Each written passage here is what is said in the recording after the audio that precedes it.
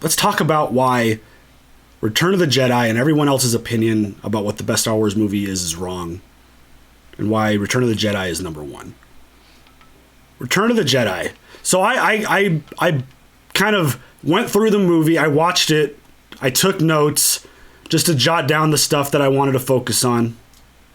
And right off the bat, I'm kind of just going to like rapid fire through some of the stuff that I really like. There is nothing that I don't like about this movie. I'll talk about the thing that I think is kind of silly in a minute. But overall, I feel like top to bottom, start to finish, this is the best.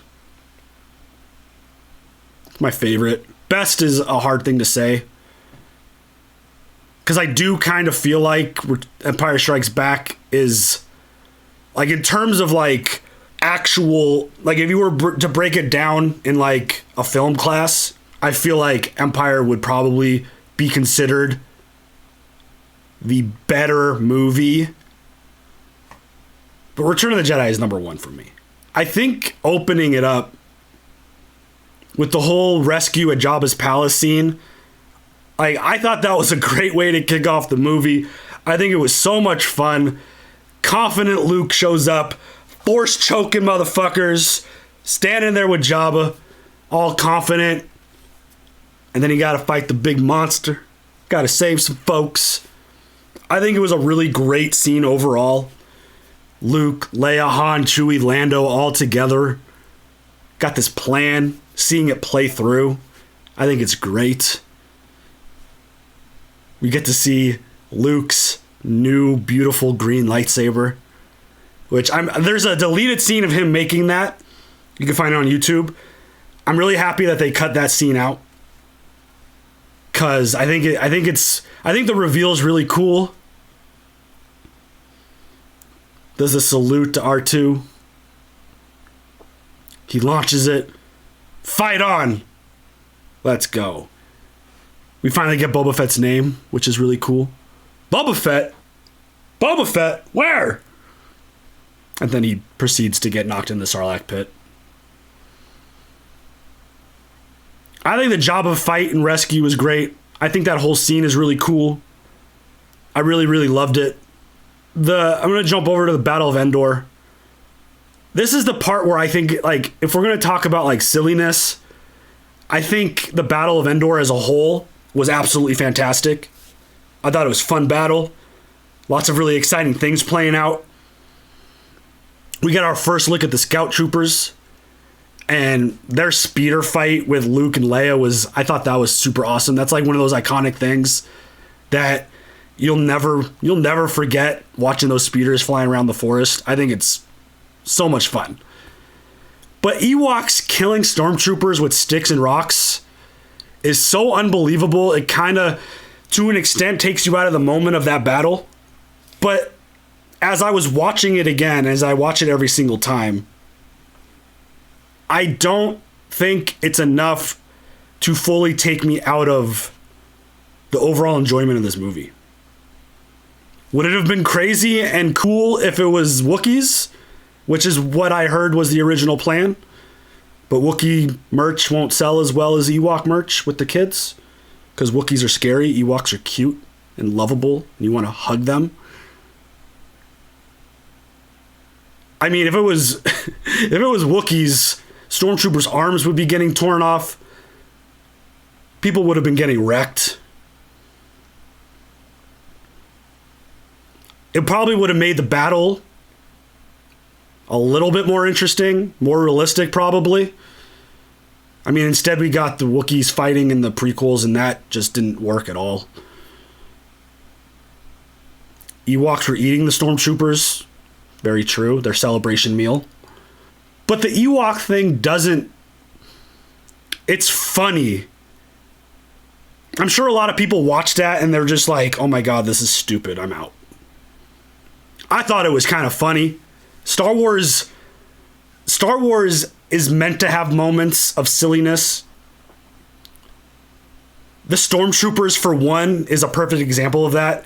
It's really funny because you get a lot of interesting insight. Like having the reaction channel on YouTube and doing The Mandalorian, it it makes it interesting because we get to see a point of view from fans that I otherwise probably would have never have seen before. And the amount of complaining about stormtroopers is hilarious to me. What are the point of them? They suck. Why are they even there? Like, those are the kind of things that people say, like, and they're serious about it. I personally think it's hilarious because I feel like the stormtroopers are kind of like the comedy aspect of, like, when a battle breaks out, you know that the stormtroopers aren't going to win. You know they're going to be missing their shots all over the place. You know their target is terrible. It's got to be those helmets. They don't have real good peripheral. They can't really see very well through those helmets. But I think they're like, it's almost like a gaffe at this point. Star Wars isn't comedy, no, but they have comedy aspects to it. The original trilogy has moments that are funny. That's one of the things that I think the sequel trilogy really, really missed on hard, was the comedy. Comedy was flat as hell for me in the sequel trilogy. But there are moments of lightheartedness in Star Wars. They're meant to be there.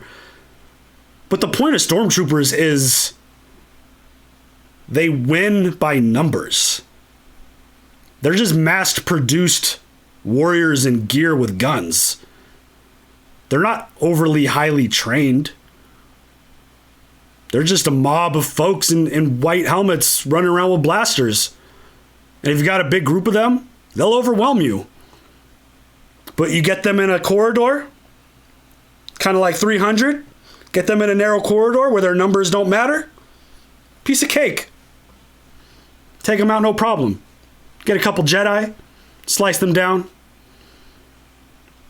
I've always thought the stormtrooper anger is hilarious to me. But yeah, the fact that they get killed by Ewoks is a little bit over the top. I think it's kind of funny. I do enjoy it though. And the space battle.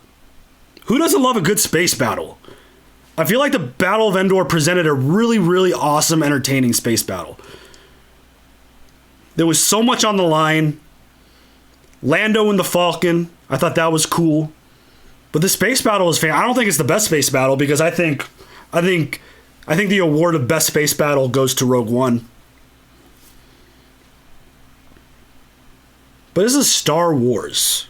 Having a war up in the stars. Wedge Antilles is fantastic.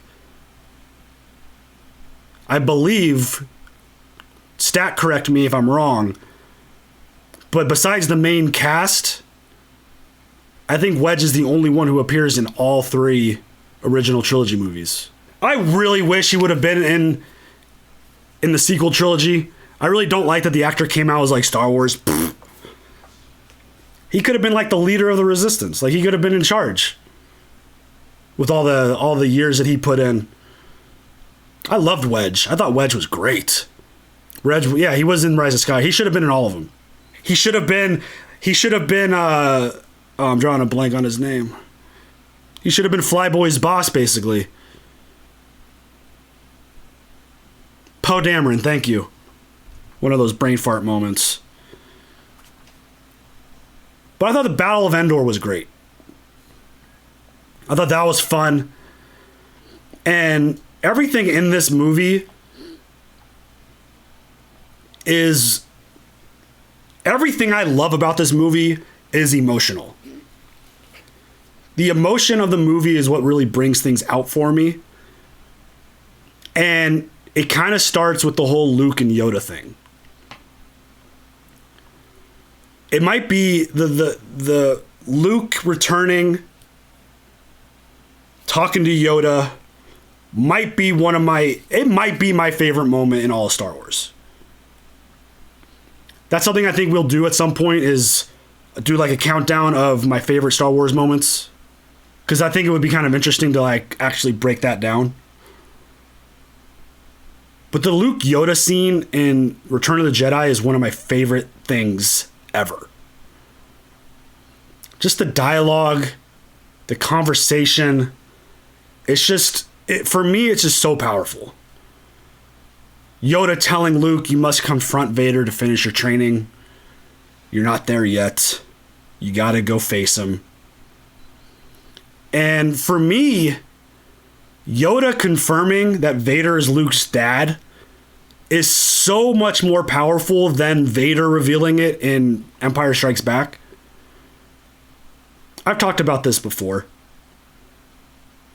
But we're not, as viewers, we aren't supposed to believe the villain. We know the Emperor and Vader. They're there and they sense this new, young, strong Force user. And they need him to join the dark side. They'll do it at any means necessary. That's what they do. They're Sith. They're bad. We can't trust them.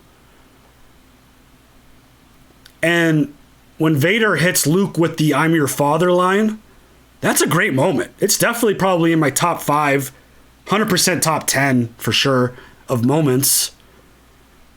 But are we really supposed to believe him in that moment?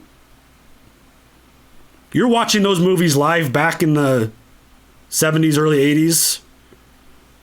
You're not supposed to. You don't walk out of that theater being like, oh my God, he's for sure Luke's dad. Like, no.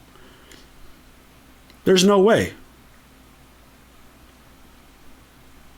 Obviously, if you're watching them in binge style, it has less impact. But watching it and having that mindset that, like, the bad guys will do what they need to do to win. And Yuka's young. He's naive. I'm your father. Come join us. It's like, oh, damn. But Yoda in that moment, surprised that Vader told him, confirming that he is Luke's father, is just such a powerful moment for me as he like rolls over, he tries to avoid it, doesn't want to talk about it. And then Yoda goes into his, don't turn. Be weary of the dark side. Don't underestimate the power of the Emperor. Anger, fear, aggression will take you down the path. All that stuff just feels so powerful. And the validation is more powerful to me. Maybe it's because of the circumstances that Yoda's laying in his deathbed. But the validation is stronger than the reveal. It's just one of those things that as I'm watching it, like, and I've seen these movies so many times, the storyteller in me appreciates that more. Yoda confirms that there is another. Leia, his twin sister, is potentially another user. And then Yoda passes away, fades into the Force. One of the saddest, like, Yoda is 900 years old. One of the, like, the dude lived his best life possible without question. It's still really sad when Yoda fades. It's like one of those, like, you never really thought it would happen, right? Never thought Yoda would actually ever die. Like, what? That whole scene from start to finish is easily one of my favorites of all time. And that's one of the things that like catapults this movie ahead of The Empire Strikes Back for me. And is leagues ahead of anything else. The emotional factor isn't like the sob factor is not there in Empire Strikes Back for me. This movie has multiple sob factors to it. If you're just sitting in a room by yourself, tub of ice cream watching Star Wars, Return of the Jedi is one of those movies that just ugly cry shit, you know? Everything with Luke in this movie was great. I feel like everything with Luke in this movie was great. Which is why I think it made what happened in Mandalorian so powerful. Luke's optimism, his drive, his confidence, everything about him from the moment we see him walk into Jabba's palace to the end getting fucking force lightning by the Emperor. Just everything about him is what makes him my favorite character of all time. Seeing him in A New Hope, building and growing to what he becomes in Return of the Jedi and now in The Mandalorian, it's just fantastic. It's so good.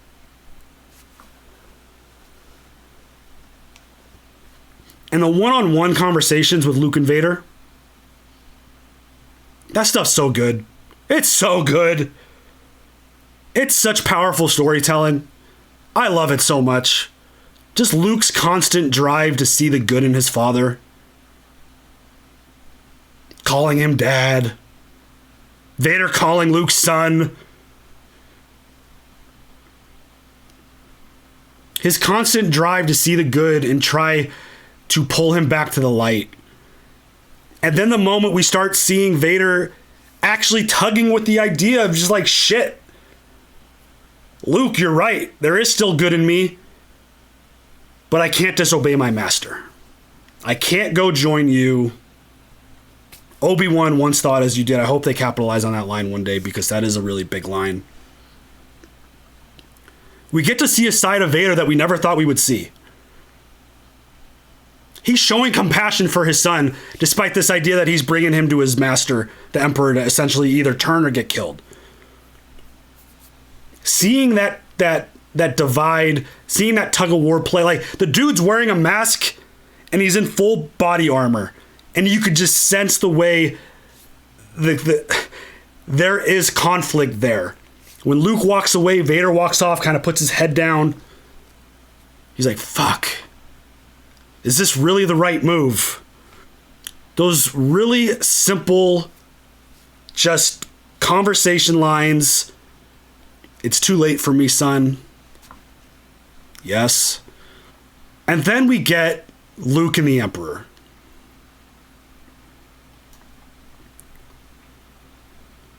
I love their interaction. I was watching it last night to wrap up getting caught up on the movie.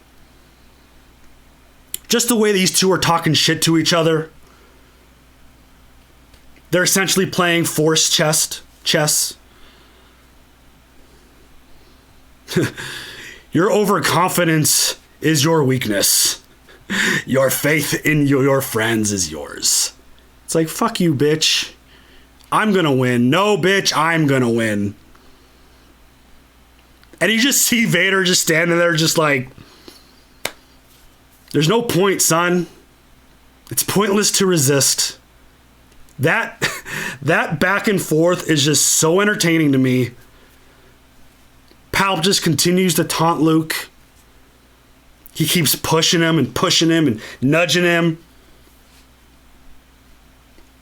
Palp is like a fantastic troll.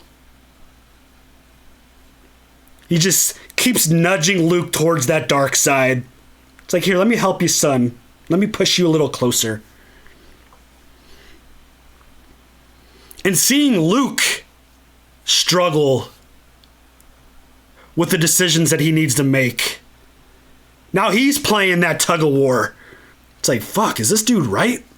Do I need to embrace my anger? As this dude keeps poking me with a stick, basically. Luke takes the bait. Oh, you want this, don't you? As he's petting Luke's lightsaber. He's like, you want this, don't you? I feel the anger growing in you. It's like, bitch, you don't know who you fucking with. But it works. Luke takes a saber, tries to strike down the Emperor, but Vader's there to save the day. And we break out into another fight. Oh, the Emperor is so good. I think getting a lot of him in this third movie is also just fantastic. Because we only got a little bit. We never got live Palpatine in the original trilogy, that is. And seeing him show up on the Death Star, sitting in that throne room, this dude's a bad motherfucker. But he's able to pull the anger out of Luke. In this fight with Vader, Dark Luke comes out. he beats Vader's ass. He is angry. He is aggressive. I mean, not at first. He's kind of hiding. He's like, I don't want to fight you. But then Vader hits him with the, all right, then I'll turn your sister to the dark side. How about that? If you'll not turn to the dark side, maybe she will. Oh, damn. He went after Leia. How dare you? Luke loses it. Gets crazy. Attacks Vader. Slices off his arm. Just like he did to him. And then he comes to the realization like, oh shit. I gotta stop. This isn't the way. Kind of pumps the brakes on that. Turns to Palpatine. Throws down his saber. In an acceptable way.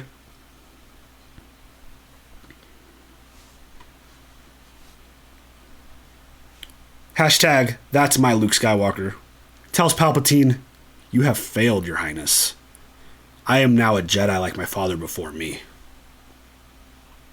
Palp's not impressed. So be it, Jedi. And then strikes him down with some Force lightning. Oh shit. Gonna kill Luke. Luke's gonna die! No! Damn it! Palpatine's gonna win. Not so fast. Vader. And this is one of the moments. It's so subtle, but Vader grabs Palpatine. He throws him down the shaft. He explodes. Binary Sunset starts playing. Very subtle. By the way, I hate the new no that they added. George, why'd you have to add that? Kind of sucks me out of the moment a little bit. But you hear that amazing song playing. And Vader's redeemed. He killed the Emperor. Before I jump into another one of those moments that just gets me every single time. Palp returning in the sequel trilogy, here's a little tangent, does not ruin that moment one bit. Not one bit. It changes nothing.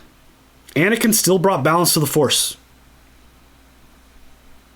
They went 30-something years with peace in the galaxy after that happened.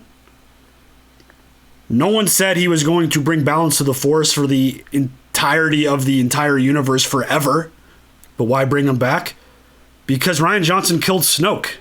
They had no other options. The bad guys lost both times. There were no other options. They got put in a corner. But what happens in The Rise of Skywalker does not hurt that moment at all for me. It doesn't change anything. Because Anakin's purpose still played out. There was peace in galaxy for years. It was never meant to be a forever thing. Ebbs and flows. Things change. But Vader's redemption. The moment where Luke saves Vader, like as the Death Star is blowing up because the good guys are winning now. The line that gets me every single time, and I absolutely love that they did the parallel in The Mandalorian. Just for once, let me look on you with my own eyes.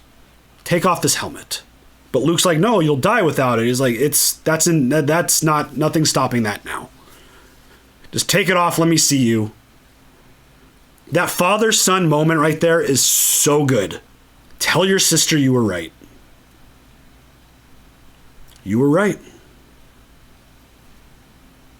That moment, the official wrapped up redemption of Darth fucking Vader is so good. And another thing, here's another tangent for you. For you youngins out there who try to argue Vader killed younglings, he can't be redeemed. This movie came out 20 years before the prequels. Vader's been redeemed way long before we ever see him on holograms killing younglings.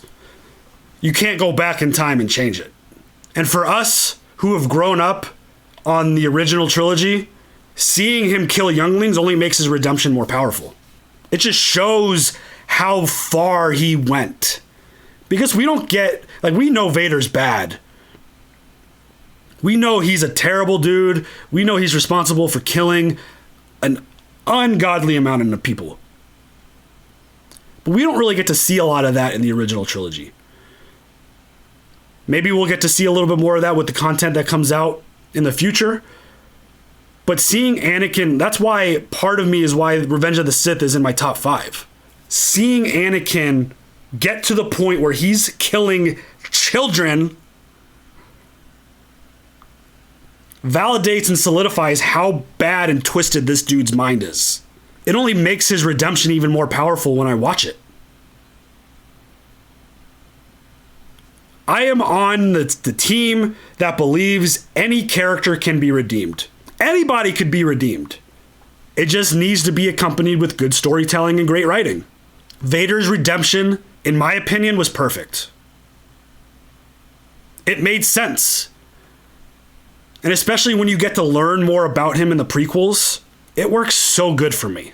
It lands perfect. The redemption of Vader is one of the best stories ever told. Any good redemption story is a challenge. You do it right, it's always an amazing story. Always an amazing story. I love a good redemption. You present a really vile bad guy to me, or villain, and you present a story of him changing to be good, I'm all about it. I think that's why the Kylo Ren character works so good for me in the sequels. I was on record many times saying you can't redeem him. His actions were too much. Killing Han. He tripled down on being bad. He tried to kill Rey. He turned on Rey. He had a moment to turn there. And then he didn't know Luke was a projection. And he fired on Luke. Like, this dude's not redeemable. You can't flip this guy to the light. But the reason why it ended up working in the end for me, and I think I did a review or a expectations for Rise of Skywalker video. I think I did a podcast for it too, which is somewhere in the links below if you were curious about my thoughts going into that movie. He thought about killing Leia, but ultimately decided not to, and someone else blew her up. But the reason why it worked for me is because it made sense. From the moment we met Kylo Ren, we knew there was essentially a fake reason why he was bad. He was playing bad guy. And I feel like he did it really well. A lot like Vader, the right person got to him at the right time of vulnerability. Ben Solo was never meant to be a bad. Like, he didn't want to be bad. But just like Anakin, right? Wrong time. Well, I guess right time, right place for the bad guys. But he was just in the wrong place at the wrong time. His redemption worked for me. And the only way, like I said it, like the only way Kylo could be redeemed is if Anakin shows up to him and convinces him otherwise. I never thought possibly that his dad would come back and they would kind of relive that moment. And the fact that his mom died, I feel like that worked for me. I didn't necessarily like the idea of Rey like using force heal to bring him back to life. I thought that was kind of maybe a little much. You have to present really powerful reasons why someone is turning back to the good side when they've been presented as bad. But the end of Return of the Jedi, it capitalizes on something that the sequels were unable to do. We get Obi-Wan, Anakin, and Yoda together. And then we get Luke, Leia, and Han together. Everyone's reunited at the end. And I love a good bad guy wins story. I love that. I think that's so good. I think that's what makes Empire Strikes Back so strong. The good guys don't always win. They shouldn't. But in this moment, having all parties together, and it is very weird seeing prequel Anakin with original Obi-Wan and Yoda. Because in the originals, for those who... I still have the tapes. I still got the tapes. Seeing the original Anakin, it made more sense because he actually died in that form.